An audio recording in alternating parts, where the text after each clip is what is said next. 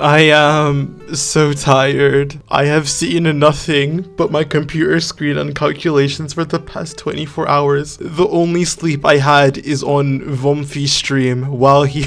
Flip, are you sleeping? Oh no. Oh no, chat, we lost him.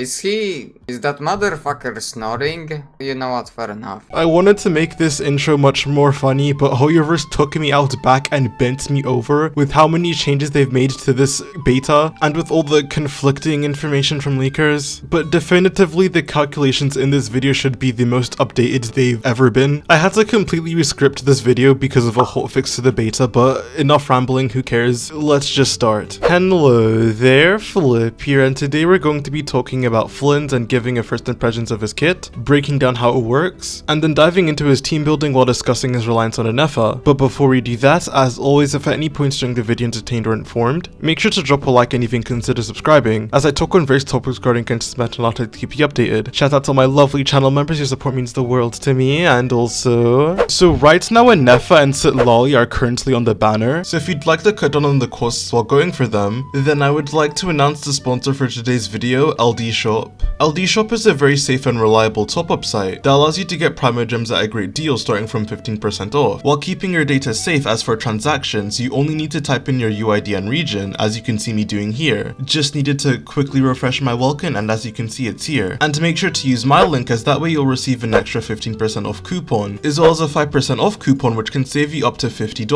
LDshop goes through official channels as well, meaning that you won't lose any of the in-game benefits like first-time top-up bonuses, so no need to worry.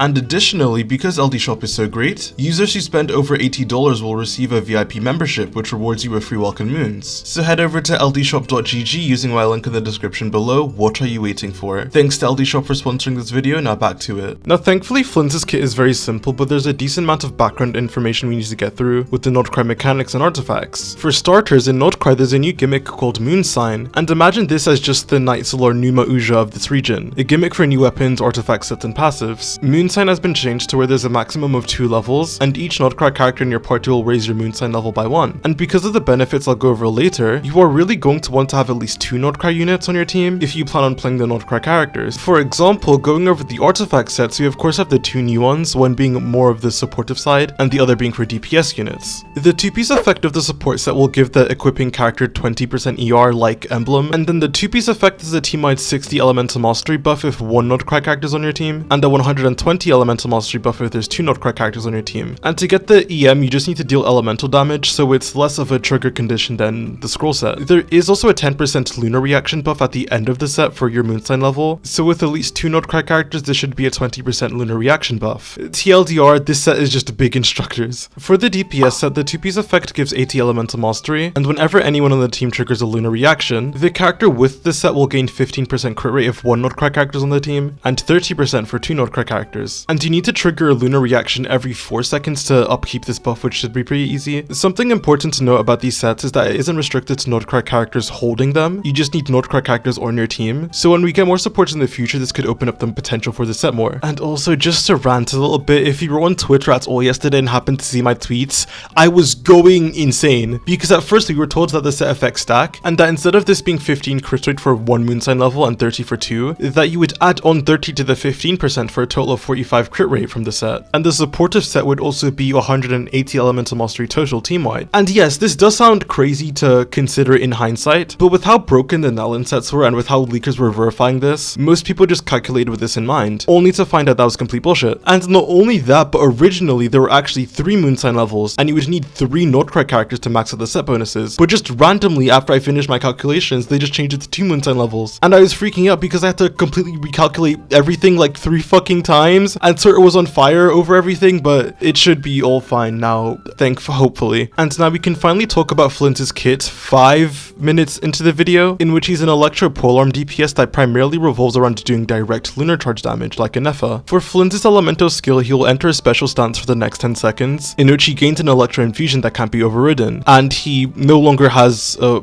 plunging attack. Very important detail, of course. Then on top of that, after casting his elemental skill, it will be replaced by a special one that is just a burst of AoE electro damage that has a 6-second cooldown. And when you activate his special skill inside his skill state, this will then change Flins' elemental burst, kind of like Ressa. And to explain his 2 elemental bursts, as we know with all characters that have a special version of the burst, you kind of just are never going to use it at all ever, despite the fact that this is one of the best burst animations in the game. But the default burst will first do an initial hit of electro damage, and then afterwards, Flins will then set out up to 5 direct lunar charge damage hits, and you only get 5 if there are at least 2 Nodecry units on your team. And the scaling of the direct lunar charge damage also increases if you have 2 Nodecry units. And don't get me wrong, the reason you aren't using this burst isn't because of the damage. This is a very nice nuke of direct lunar charge damage, but the reason why you won't use it is just because of the fact that it consumes all of your energy. Flins' special burst will only consume 30, and additionally, the cooldown of this burst is 18 seconds. With Flins' special burst, you can run much shorter rotations and have much more manageable energy requirements, which currently is just looking to be a DPS upgrade, over trying to fit in the default burst, at least at C0. Also, you can do 2 special bursts of rotation, which just ends up being more damage over 1 burst and waiting. So all this to say, there's no reason to use the default burst unless you're front-loading damage. And I didn't really talk about what the special burst does because it's kind of the same as the default burst. It's just 2 instances of direct lunar charge damage. So Flins' standard combat C0 should just be to use your skill to enter a stance, use your skill again to trigger the special skill, and then use your special burst, then just spam normal attacks until your skill cooldown is back up, and then use your special skill and burst again, and then afterwards do at most an N5 for your other supports cooldowns, and then swap off. Flint's normal attacks just like don't do damage,